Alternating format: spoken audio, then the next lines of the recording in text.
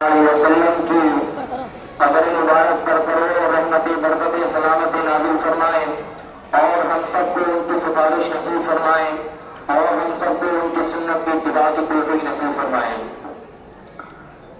میرے معزز بزرگان دین، آج ہم سب لوگ یہاں ایک جشن منانے کے طور پر جمع ہوئے ہیں۔ یہ بات آپ کو معلوم ہے کہ ہمارا عظیم ہندوستان مختلف مذاہب کا گہوارہ ہے اور اس ملک کے اندر مختلف مذاہب کے لوگ پائے جاتے ہیں اور ہر مذاہب کو ماننے والے لوگوں کے تہوار الگ ہوتے ہیں۔ مسلمان ایام عید اور ایام بقرعید کو تہوار کے طور پر مناتے ہیں، غیر مسلم لوگ تہوار اور ہولی کو تہوار کے طور پر مناتے ہیں اور دوسرے تمام لوگوں کے تہوار کے ایام الگ ہیں، اور ایک مذاہب والے لوگ دوسرے مذاہب کے لوگوں کے تہوار میں شامل نہیں ہوتے اور نہ ہی ان کو سیکی کی خوشی ہوتی۔ لیکن ہندوستانی تاریخ میں دو دن ایسے ہیں کہ ان دنوں کے اندر ہر مذہب والے کو، چاہے وہ کسی بھی مذہب سے تعلق رکھتا ہو، مسلم ہو، شیعہ ہو، ہندو ہو، پارسی ہو، پرس ہو، کسی بھی مذہب کو ہو، اس کو اس دن ایک الگ ہی طرح کی خوشی ہوتی ہے اور وہ خوشی ہوتی ہے آزادی کی۔ اور وہ دو دن ہیں، ایک 15 اگست کا دن کہلایا جاتا ہے اور ایک 26 جنوری کا دن کہلایا جاتا ہے، یعنی آج کا دن۔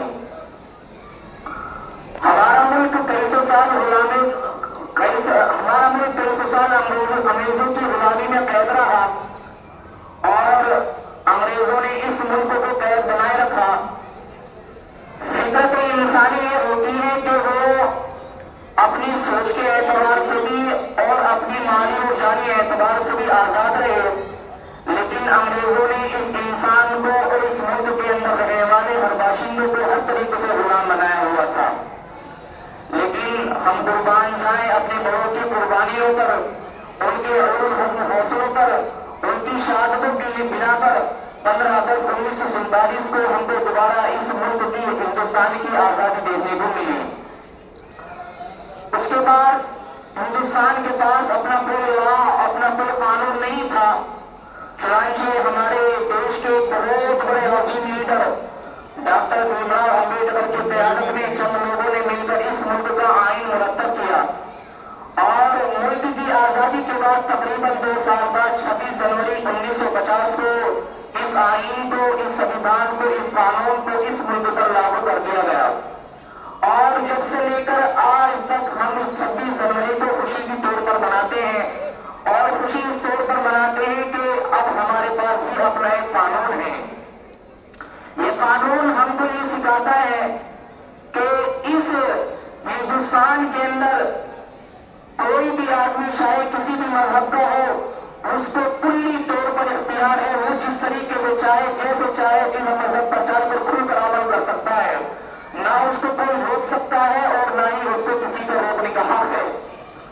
اور لیکن یہ جو دعوے کیے جائیں کہ ہاں وہ صرف لوگوں کا حق ہے، وہ یقیناً اس سنویدھان کی دھجیاں اڑانے والے ہیں۔ میں پھر ایک بار اپنے تمام بزرگان دین کی، کہ جن لوگوں نے ہمیں اس عظیم دین کو پانے کی سعادت نصیب فرمائی، ان لوگوں پر شکر گزار ہوں اور میں اللہ تعالیٰ سے دعا کرتا ہوں کہ اللہ تعالیٰ ہماری بہت کی قربانیوں کو قبول فرمائے اور ان کو جنت الفردوس میں اعلیٰ سے اعلیٰ مقام نصیب فرمائے، اور ہم میں اور ہماری آنے والی نسلوں میں یہ دن ایسے ہی چلتا رہے۔ اب میں اس کے بعد اپنے اصلی پروگرام کی طرف آتا ہوں۔